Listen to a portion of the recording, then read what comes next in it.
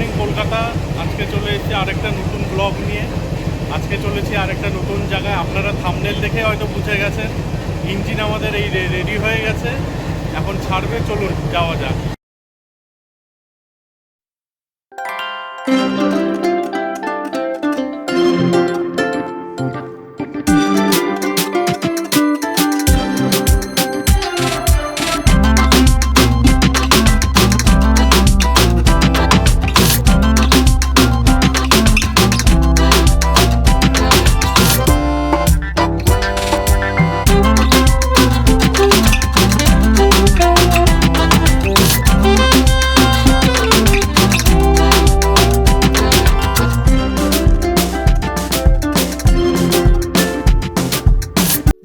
তারাপীঠ নিয়ে নানা ধরনের জানা অজানা গল্প আছে।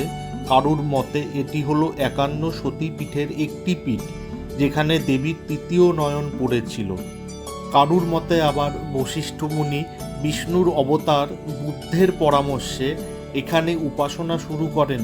তবে আমি অত ইতিহাস নিয়ে আলোচনা না করে কিছু কিছু ইনফরমেশন আপনাদের সামনে তুলে ধরলাম। মাঝে মাঝে কিছু ছোট ছোট গল্পের কথাও বলবো, তাই দেখতে থাকুন, আশা করি ভালো লাগবে।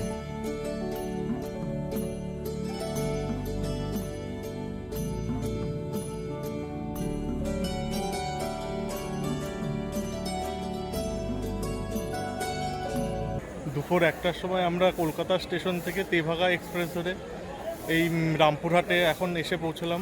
ট্রেন প্রপার টাইমে নামিয়ে দিয়েছে, এখন 4:30 বাজে।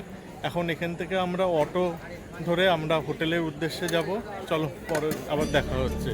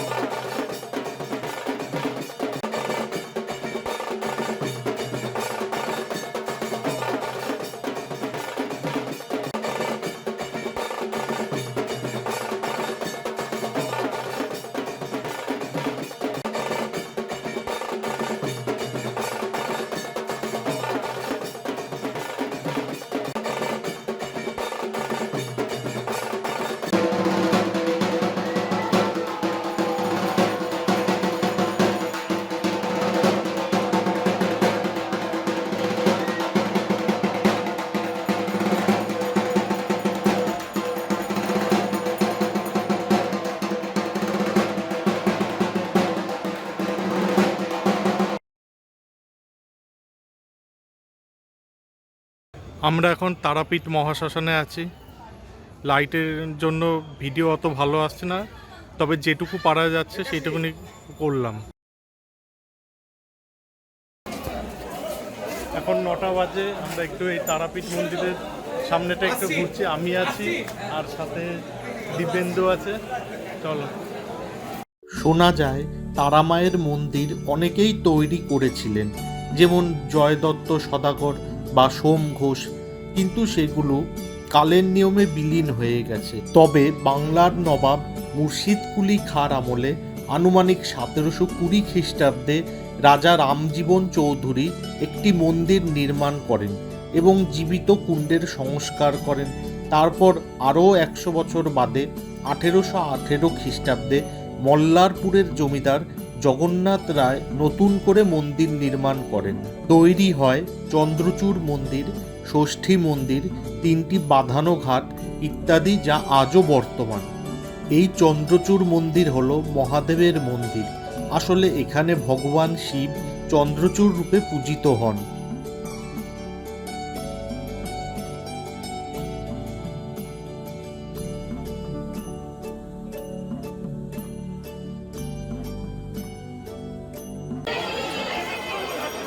আমার সামনে এইটা দেখতে পাচ্ছেন, এটা হচ্ছে মন্দিরের মূল ফটক।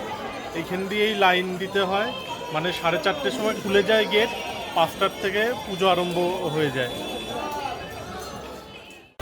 আমরা এই কাকাতুয়ার দোকানে এসেছি, মিষ্টির দোকানে। এখান থেকে কিছু মিষ্টি নেব কেনাকাটি। চলুন।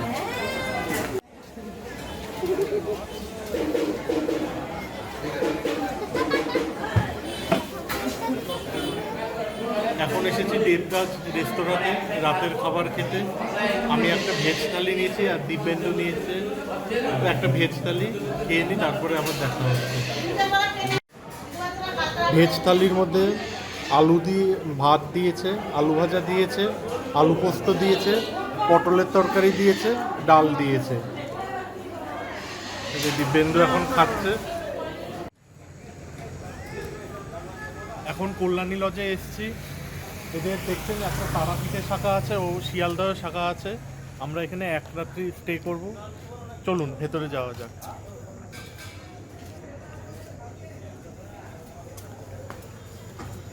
তুমি আগে যাও।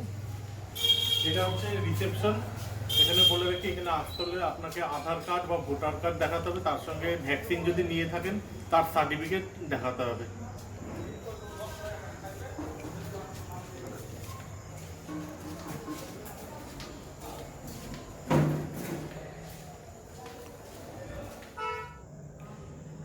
এই রুমটা নিয়েছি আমরা একদিনের জন্য।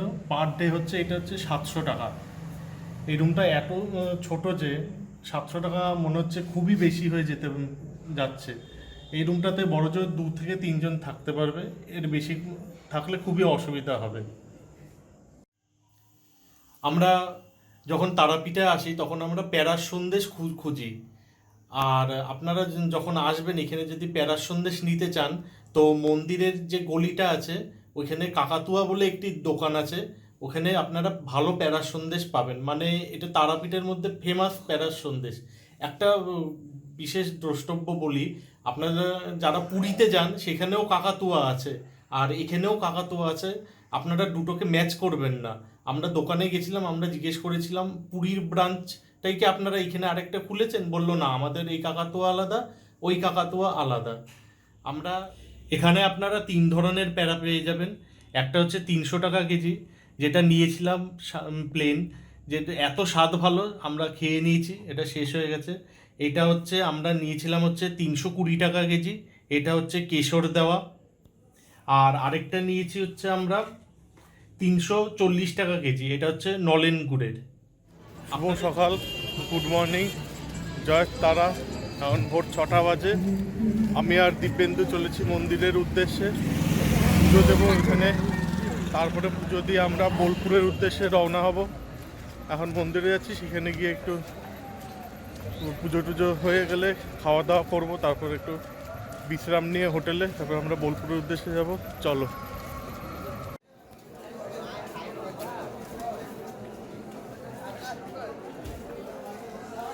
আমাদের এখন ডালি তৈরি হচ্ছে পুজো দেবার। কাকু, দোকানের নামটা কি? হ্যাঁ, তারামা ও তারামাতার ভোগ ভান্ডারে। তোমরা যদি কেউ আসো এই কাকুর দোকানে আসবে ডালি নিতে।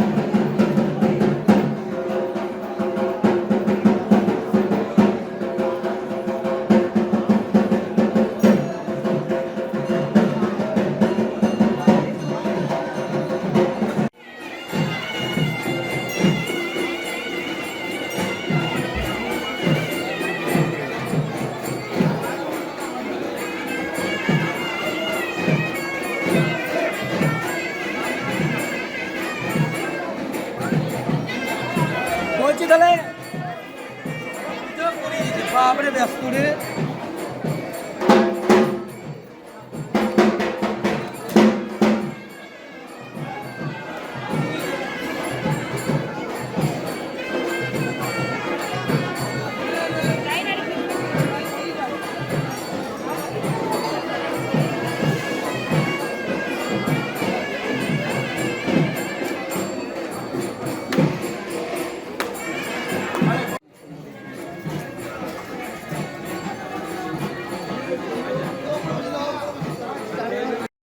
এখানে মূল মন্দিরের বিগ্রহটি হলো মা তারার, যেখানে মা স্বয়ং শিশুরূপী শিবকে স্তন্যপান করাচ্ছেন।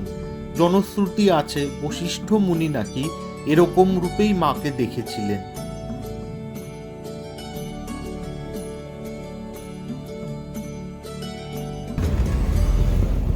তারাপীঠ থেকে আমরা বোলপুরে যাওয়ার জন্য এখানে এই লালটুদা গাড়ি নিয়েছি রিজার্ভে।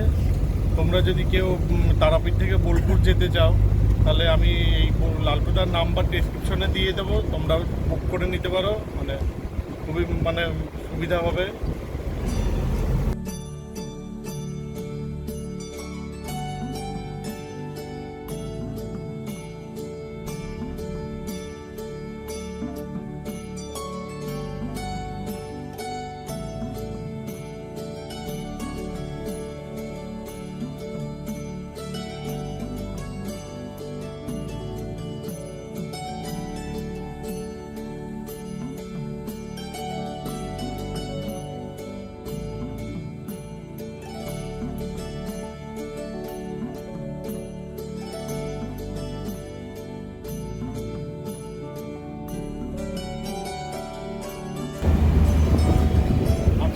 তারাপীঠ জার্নি এখানেই শেষ হলো। যদি ভিডিওটা ভালো লাগে অবশ্যই লাইক কমেন্ট শেয়ার করবে ও চ্যানেলটাকে সাবস্ক্রাইব করবে।